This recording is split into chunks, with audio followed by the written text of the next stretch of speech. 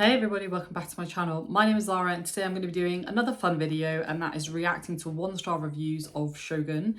Now, I thought it'd be interesting to do this one because Shogun is a book that I was pretty lukewarm on. I did give it 4 out of 5 stars, which is very solid for me, but I did have issues with the book. Normally when I've done this type of video, it's been with, like my favorite books or books that I've hated. Like I've done the inverse with books that I've hated, but this is a book that I understand why a lot of people love it. I also see the merits of this book, but I did have issues with it. So I thought it'd be fun to do this one from that perspective because, like I said, it's not a favorite of all time by any means, but I did enjoy aspects of it. So with that in mind, I have 10 reviews that I'm going to respond to, all sourced from Goodreads. None of them I have read. If you see me looking down, it's because I'm looking at my laptop. So let me just get them up. 1 second. Okay, let's start. So the first one, to be honest, I couldn't finish this book. It's so atrocious on so many levels that I got exactly 75% of the way through and then gave up. The only reason I got so far was because this book was recommended to me by a friend, but nothing could possibly persuade me to continue reading this racist, sexist, extremely problematic monstrosity. Whew, harsh, but 75% of the way through, at that point you might as well finish the book or at least skim read to the end. But I mean, racist, is it racist? I mean, there's definitely a lot of ignorance in this book, but I think that's also kind of the point, right? Because the main character is very ignorant to this culture that he's experiencing for the first time.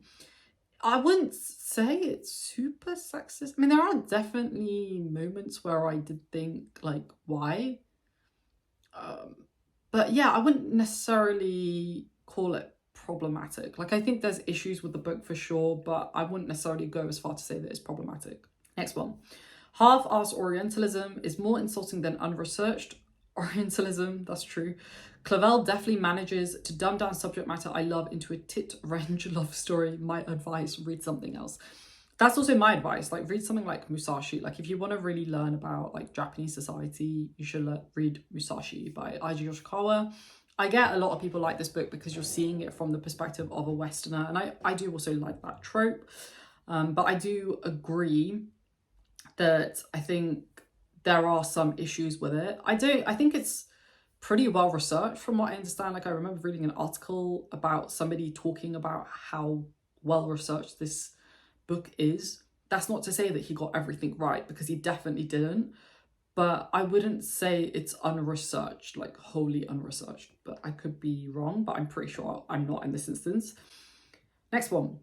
This book is horrible. It is full of incorrect history that is said to be true and underlying racism. This book can be an interesting read since it is written in an entertaining manner, but it can never be anything more than that. The racist stereotypes and blending of 100 years of Japanese history to have all happen in the same 5 years really makes me angry. I hate this book. I wish I could give it 0 stars.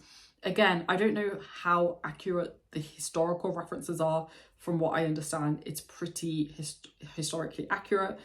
Obviously, the condensing of 100 years of history into 5 years might have had to have been done for creative reasons, which I can understand.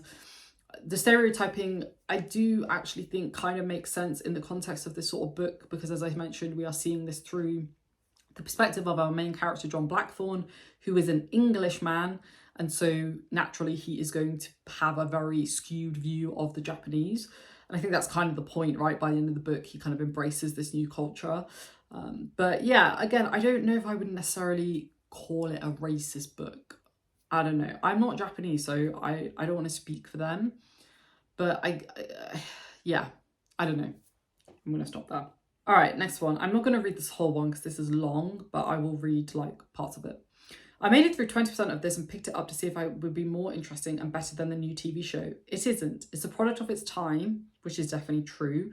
At least a little problematic in multiple areas. I also do agree with that. But most of all, I simply don't like the writing. Fair enough. There is so much exposition. Characters will verbalize what should be internal. Often it becomes increasingly annoying. You can hand wave some of the many, many info dump segments, but this too becomes very tiresome. You know what? I actually agree with quite a lot of this. Even to a complete layman of Japanese culture, there's noticeable glaring inaccuracies, most notably this notion that samurai would commit ritual suicide almost eagerly and for the slightest infraction. That is something that I mentioned in my video, and I had some people say that that's not true, which I know for a fact that is inaccurate because I've actually spoken to people who know a lot about this topic. So I'm glad this person mentioned that because what they're saying is very much true. Blah, blah, blah. Allowances should be made for the perspective coming from a Westerner navigating the culture anew, but the parts that are info dumps are detached from it have these kinds of inaccuracies. It makes it hard to trust in the fiction as a whole. I mean, fair enough. Would the women really have sexualized and fetishized the MC as wildly as here? I'm not sure, but skewing toward problematic aspects so early coupled with other issues makes it another straw in the camel's back, so to speak. Fair enough. I actually think this comment is quite fair, to be honest. Next, I quit after 100 pages. The novel starts on a ship full of Dutch sailors speaking German. It goes downhill from there. The author needed an editor badly. He lets boring dialogue go on for pages. That is definitely true. I didn't actually mention that in my review, but I do agree with that. In which characters keep on saying the same thing. Loose interpretation of 4+ pages of nonsense conversation. I'm scared. What are they going to do? I want a beer. I'm scared. They're scary. Beer. So true. The same conversation is repeated. Blah, blah, blah. Also, he shows no respect to the reader's intelligence. Kimonos are referred to as silk robes. Then the dress of one Japanese character is suddenly called a kimono, only to be referred as a kimono, the name of the silk robes worn by the Japanese. That is very true. I do believe authors should do better in terms of like treating their readers as like semi-intelligent. Like, you don't need to like repeat the same thing 1,000 times. Like, we get it. Next one. Whatever enjoyment I might have gotten from the story was prevented by the horrendous writing, the endless info dumps, appalling dialogue, and inconsistent logic all throughout. I'm astounded at how much love this book still gets today. Yeah, I mean, I get why people enjoy it. I don't think I was as sensitive to the writing as some of these people, but I do understand why some people might not enjoy it. Next. So very bad. Clavell pretends this is a historical epic, except the characters are fictional, based very loosely on historical characters. The story itself plays off real history, but not any more than a 1970s Western TV program portrayed by the American history of the 19th century. Worse than that, the bastardization of history is the author's writing style. There's no subtlety or finesse. I do agree with that. All strong, vicious, and violent, since everyone lies and deceives. No one has to be insistent, and every character can reverse and be inconsistent. So the so-called plot does not have to depend on what came before. Also, Clavell's poorly written softcore pornography and vulgarity is poor pulp fiction. I read that many reviewers were impressed by the side of the book. Quantity is impressive, but quality is lacking.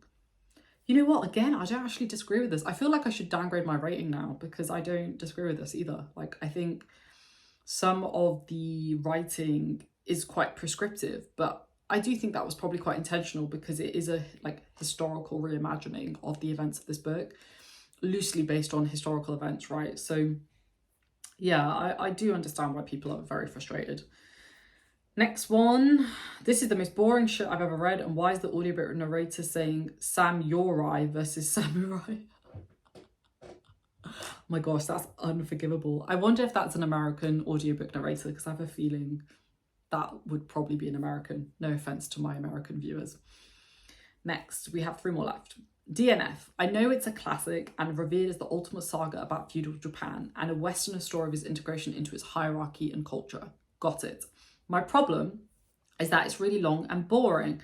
It's written in the 70s and boy, haven't our attitudes and prejudices changed, eh? It's like a different world. It's like the author wanted to write some kind of exploitation film script but needed a book and then boom, it hit him, Japanese culture. So then he decided to write a really long and really boring book with some smutty bits trucked in for all you ladies out there and some violence and adventure for the lads. I feel like the smutty bits were for the men, by the way. Courtesans and samurai laying and slaying. Did I mention it was written in the 70s? He should have called it Confessions of a Wannabe Samurai. That's actually so good. Another observation is that I'm surprised there were any samurai left, as most of the samurai committed seppuku at the drop of a hat. For fuck's sake. I actually agree with a lot of these comments. I think that's so funny though. Confessions of a Wannabe Samurai. 2 more left. DNF at 48%. First of all, it is unnecessarily wrong and therefore boring. Secondly, as a JLPT student, it was terribly embarrassing to read the Japanese language bits. Agreed. I'm learning Japanese and a lot of the language references are very inaccurate. And from what I understand, Clavell was a fluent Japanese speaker, so it's honestly unforgivable that he didn't even get these right. Gomen nasai is never used in formal settings. There are 5 different ways of saying sorry in Japanese depending on who you're apologizing to and the gravity of the situation. Also, there's no word in Japanese for love, Clavell writes. What nonsense. I know too. I also know too. Thirdly, Toragana is based on Tokugawa Ieyasu. I doubt the legendary war hero had time to learn dancing and diving. Clavell trivializes an important era and an important figure in Japanese history. This isn't historical fiction at all, a disappointing read. Halfway through, after nearly 500 pages, I realised that I don't care about Blackthorn or his stupid ship, Mariko or her stupid identity crisis, Toronaga or his stupid power struggle. I mean, fair enough if you don't care. I do agree with the language bits, very inaccurate. I'm not even like especially proficient in Japanese, like I could probably have a very basic conversation. I can read pretty well, but yeah, like even I picked up on those. And at the point that I read it, I was even more like junior in my Japanese language and I picked up on those things. Like it's pretty shocking in my opinion. And then last but most certainly not least, we have tedious, shallow, overwritten garbage. Pushing myself to finish James Clavell's self-insert historical fanfiction was an exercise in self-denial reminiscent of a monastic vow. If this monstrosity is the first part of a 6-volume saga, then the patience required to get through all of it surely demands immediate beatification. That is actually a great comment. And while I don't necessarily agree to the extreme, this person has kind of written their dissatisfaction with the series, I totally understand it. So let me know down below if you agree with any of these comments. I do agree with a lot of the comments around kind of some of the historical and language inaccuracies, also the book being a little bit too long, also some of the ignorance I think that is present in this book, which whilst I can understand given who we're reading this book through, like the perspective that we're reading it through, I also think the author should have done better, given that he was like a prisoner of war in Japan, and from what I understand, you know, spent a lot of his life in Japan. Like I think that's pretty unforgivable in my opinion. So let me know down below what your thoughts are on some of these comments. Let me know if, you know, what were your main issues, or, you know, if you even had any issues, and I will see you down below. Thanks for watching, folks. Stay safe, take care, and I will see you in my next one. I will be doing more videos like this, so if you have any other books that you would like me to read reviews of, let me know down below. Thanks for watching. See you soon.